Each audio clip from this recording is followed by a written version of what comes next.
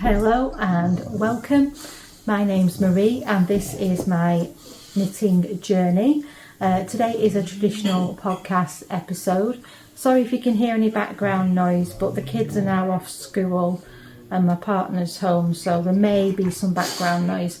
But this is the best time for me to get this recorded, to try and get it up tomorrow, because I'm quite busy, because I'm off on holiday next week to Rome. So I've got my iPad and all my projects that I want to talk about on the chair here, and so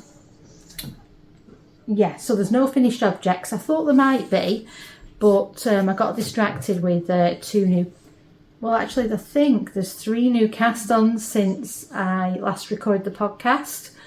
Yeah, there is. So I've been distracted with those projects, and I have worked on 3 of my other whips, which I will talk about now. So the first thing that I want to talk about is what I keep in this cocoon tree bag, which is absolutely beautiful, that I got at Yarndale. And this is the Incredible Blanket by Purl Soho. I've not done masses on this, but I picked it up the other day. And I've put in a few rows, which I'm really pleased about, because I've got quite a lot of leftovers and scraps building up in this bag, so I would like to work on it a bit more regularly. I think I've done about 6 rows, 5-6 rows. I'll just show you there. It's I put in a marker. This is an ongoing project. You've probably seen this quite a few times before. I cast this on in December 2023 when I was did a Scrappy Advent swap, and I did knit on it every day throughout that, and I haven't really done that this year, but I have added things on since then. And I'm just loving how it's turning out, just using up all those leftover bits that I wouldn't get to put into any other projects because there's not enough left of them.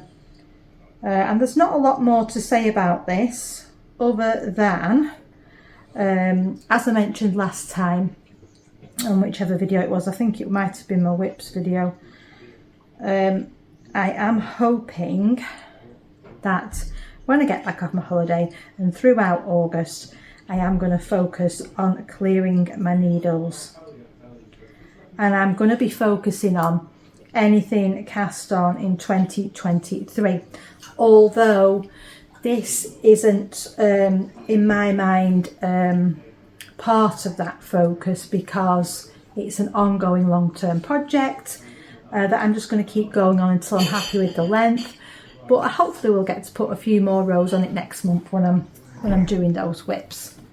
Now, talking about 2023 whips leads me nicely into the next project that I picked up, and I'm sure this was after the last podcast, and there was a vote for me to do this, and I just needed a simple, easy knit in the round project.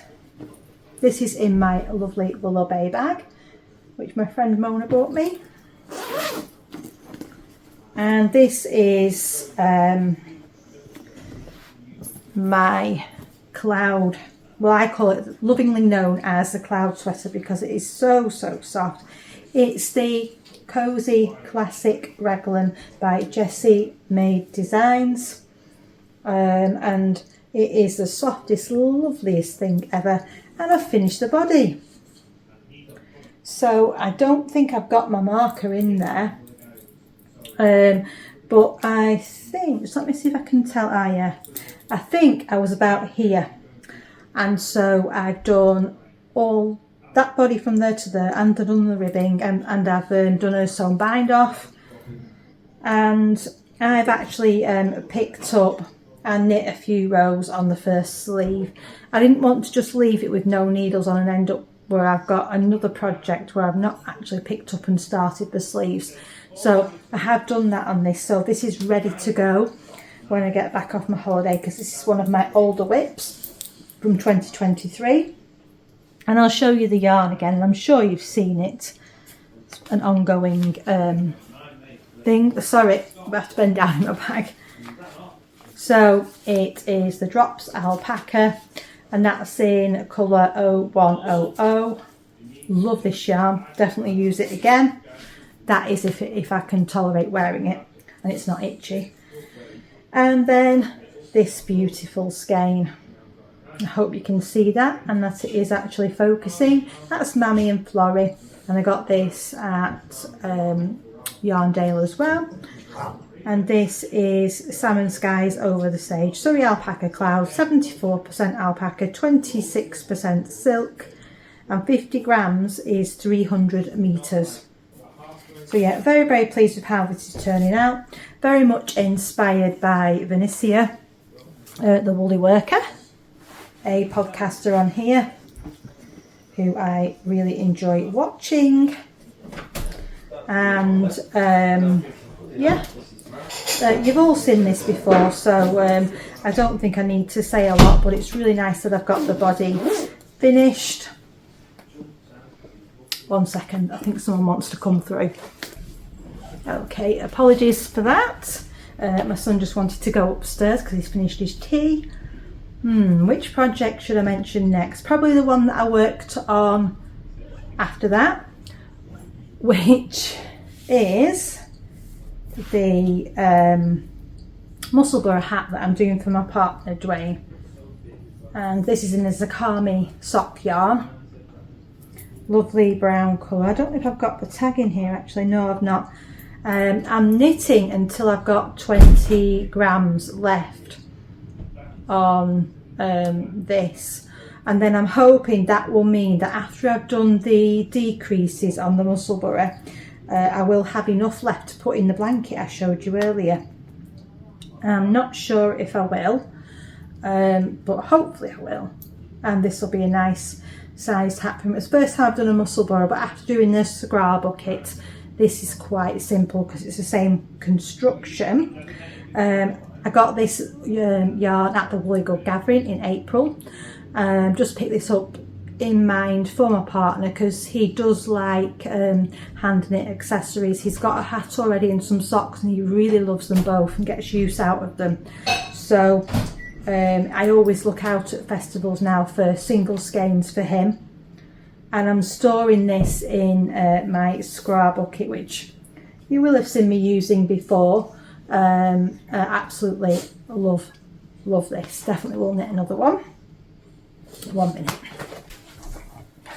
Sorry, I really am getting interruptions today, and now the dog's trying to come up on the chair. No, Vinny, you can't go up there because Mummy's got her stuff on there. Go down, go. Good boy. Sit down there. Sit down. Trying to film with people. What do they say? Don't film with animals or children. Is that what they say? Right. Which project to talk about now? Probably this one. And I need to remember the name of this. So I'll just have a look on my Ravelry. I feel like I'm rushing through everything today, but I'm just trying to get this done to make sure that you can all have an update before I go on holiday. Okay. This is the Eclipse. And this is by Josée Paquin, I think that's how you say it. A pattern that was, well, not the pattern, but this designer was recommended to me by AJ, one of my viewers. And I had a look at her patterns, and this one just jumped out to me. And I'd already been looking at doing a striped top with the two yarns I've got here, and it was a different one, but I wasn't sure if that top was going to be bra friendly. And that's really important to me for getting wear out of tops, because I'm not really keen on strapless bras these days. They're just uncomfortable. So I decided to do the Eclipse, and I'll show you the yarns first. I've got a Knitting for Olive in the Dusty Rose, I think the colourway is. This is what's left of my first ball. It seems to have gone on for miles. And then this is Toadstool by Dystopic Fibres. Loads of that left as well. I've only got one skein of this, so hopefully it will be plenty. That's the contrast colour. Now it's been a bit screwed up at the side of my chair, sorry. because I've not been working on this recently. I thought this top would be finished for the podcast, so I would have a finished object, but no. I've ended up casting on something new. No surprises there, eh? Okay, and this is the top, and I am loving how this is turning out. Every time I see these colours together, it really does make me smile. It's a square neck, if you haven't seen the pattern. Quite a loose gauge, so it should be lovely in draping. I've tried it, I think I've tried it on, and it fit me nice because it does look quite small, but I'm hoping as well that it will, you know, relax a bit once it's been blocked. And I'm really enjoying the 4-row stripes. It just really just, you know, I've knit through it quite fast considering that it was it's fingering weight, and actually the cotton merino knitting frolive is a light fingering, so I did end up doing a different needle size to what was in the pattern, because when I cast on and checked my gauge, I was way off on gauge. So I went up to a 3.75 and then I was still a few stitches off, but then once I started knitting on a 4mm needle with these yarns, I just didn't like the fabric. It was a bit too open. So once I joined under the arm, I went back to a 3.75mm. Recommended size for this pattern is 3.5. But if you've been here for any time, you'll know that I do have a bit of a tighter gauge. So, but I think I was happy with the 3.75 with the fabric it was giving me. I didn't want to go any more open on the gauge because it was just looking a little bit see-through for my liking. Hopefully when I block this, it will just all even up, hopefully. And it doesn't, I don't think you can really tell unless you know and you get up close that I've changed needle sizes. The reason I haven't been gauge swatching recently, and I don't know if this is an issue that other people have, is that I'm finding that I'll do my gauge swatch, and I think the Feels Right tee was a classic example of this. I did my swatch and checked my gauge, didn't block it to be fair, but I did check my gauge properly, and I think I was 1 stitch off gauge. When I was actually knitting the garment, I thought this is looking quite small. And I checked my actual gauge on the while I was knitting the top, and I was actually something like 4 stitches tighter gauge than it should have been for that pattern. And I've done that, so ever since then it's really put me off doing the swatch, which I know isn't good practice, but what I've started doing is I'll knit the first part of the pattern and then I'll check my gauge and then I'll reassess. I'll either pull back that small section that I've done, because I feel that that's a more true representation of how I'm actually knitting the actual garment, or I will just change my needle size at that point just to make it slightly better gauge. I don't really know that's the right thing to do, but because obviously I'm not then blocking the swatch and getting my after block gauge. But if that's not going to be accurate and it's going to be throwing the size of my garments off anyway, I don't really know what best option is. Can anyone else give me any suggestions on what you do if you have problems with the gauge like that? I do generally know that with most patterns now, I need to at least go up 0.25mm on my needle size. So that's what I generally start with. So if it's 3.5, I know I probably need to use a 3.75. That isn't going to be the same for all patterns, all designers, because there will be designers out there that have probably got a similar gauge to mine. But at the moment, that's the best information I've got from what I've done in my knitting journey so far. But yeah, it would be great if I could do a swatch and it would be very, very accurate. And then I would always swatch and block my swatches, and you know, you'd get the perfect size every time. But this is the nature of knitting, I suppose, and learning how we knit. And anyway, can't our gauge change over time?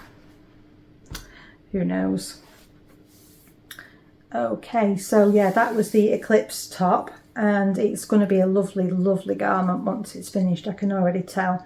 Lovely. It's going to have a lovely drape on it, and I'm looking forward to that being finished. So I've got two more things to talk about. Now, one of the things, I'm not going to be saying masses because I've already talked about it, so I'll probably do that next. Both of these are new cast-ons. The first one I'm going to talk to you about is a new sock cast-on.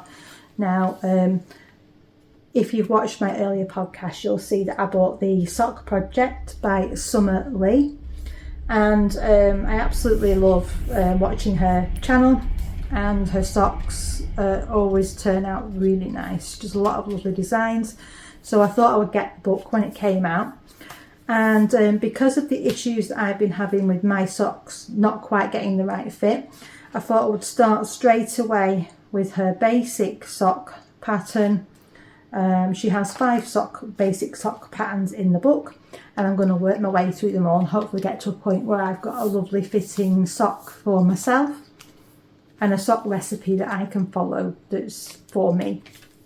I have done a few videos because I'm doing a bit of a mini follow along series on my channel, so if you want more details you can have a look on there because I do talk about it there. And so I have been knitting on this quite a bit this week while doing the videos, and this is the yarn that I'm using. It's absolutely beautiful, this yarn, and it is knitting up really, really nicely. Lana Grosser, and I got 2 of these 50-gram balls in a wool swap. This is how the yarn looks in the cake, and this is what's left on my first one. Just getting through to the greys now, which is nice. And as I say, I have done a video on this with more detail, but I'll just briefly show you what I've done. Just finished doing the heel flap and turn, and I'm just working now on the decrease section for the gusset. Having a lot of fun doing that, doing it one at a time, which recently I've been doing a lot 2 at a time, but I just decided to just do it on a 9-inch circular, and because I do find my tensions a bit better. I just sometimes find that the 9-inch circular is tough on my hands over time, so I did do the heel flap on DPNs, and that worked out really well. I think that's all I want to say about the socks really. Like I say, if you want further information, just go and watch those little videos that are on my channel. It's a little series and there's a playlist there so that you can watch them in order.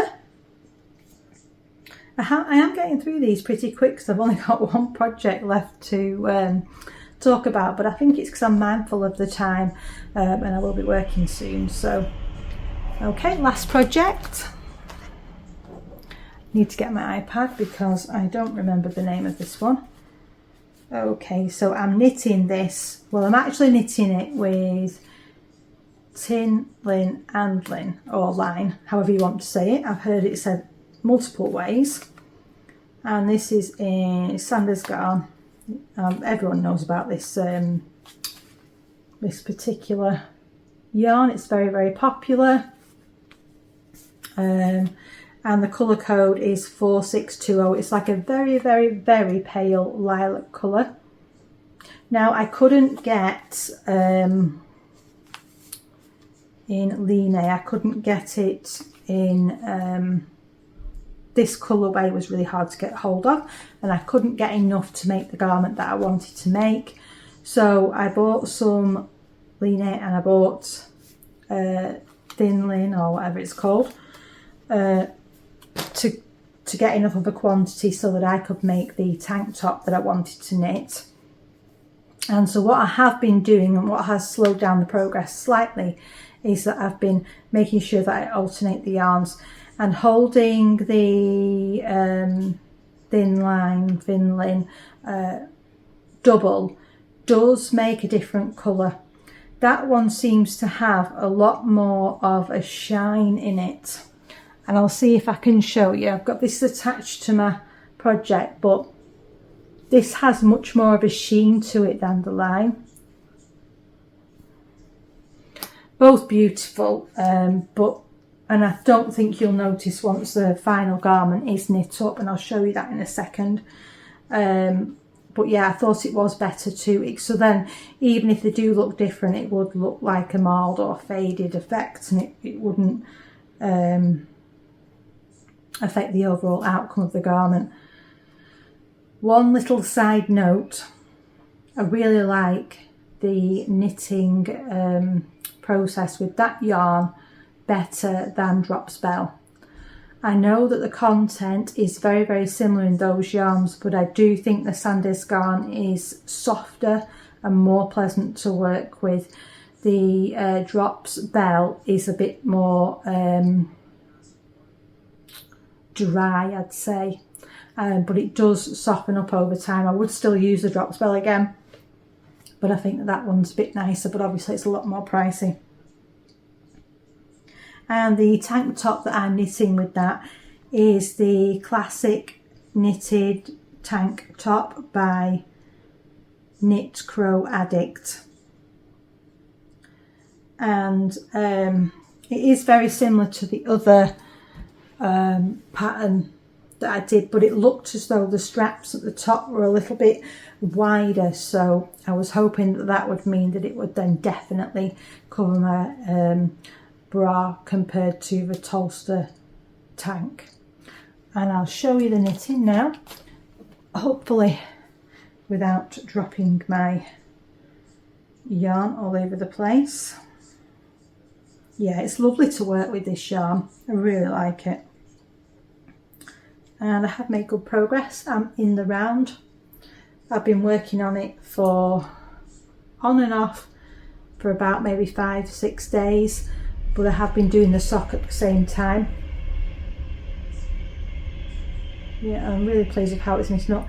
What I would say is this pattern is absolutely fantastic for beginners, and I don't know if I'm reading it wrong or what, but when you get to the point where you join in the round, and I'll just bring the pattern up so I can explain what I'm meaning.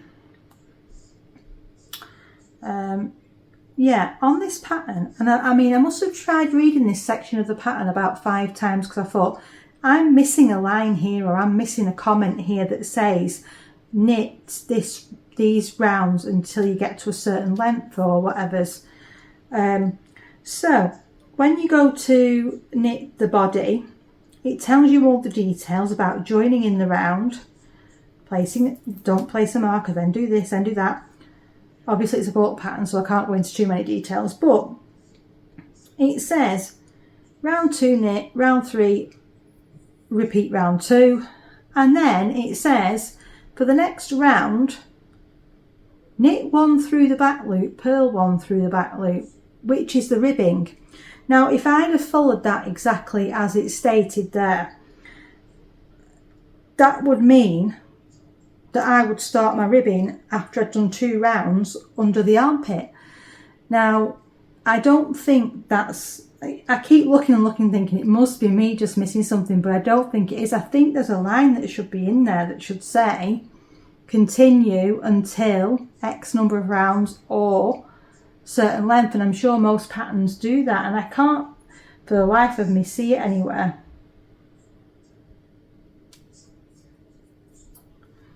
Anyways, other than that, this pattern is fantastic for beginners, especially for someone who's not knitted in the round before.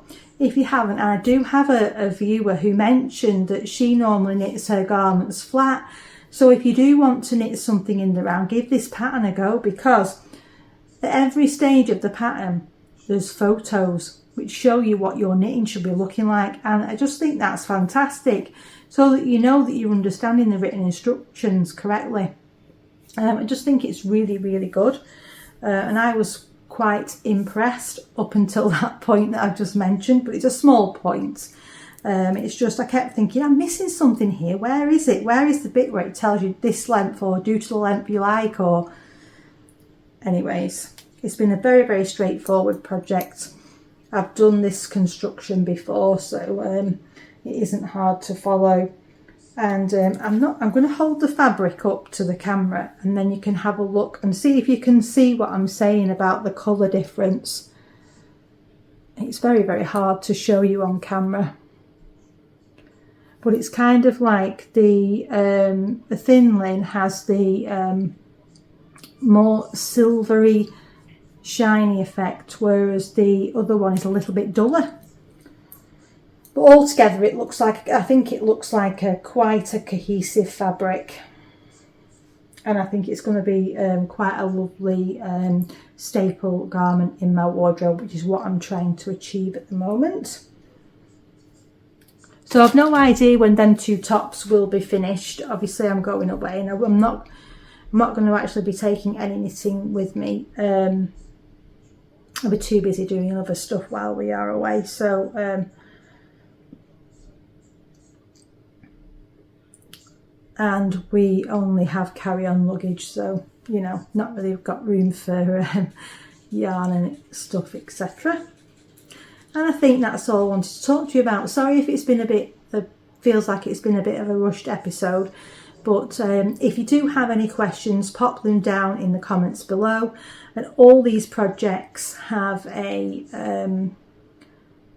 project page on my Ravelry, so you can always go and there's a link down in the description to my Ravelry page, and you can go and have a look at all my projects on there.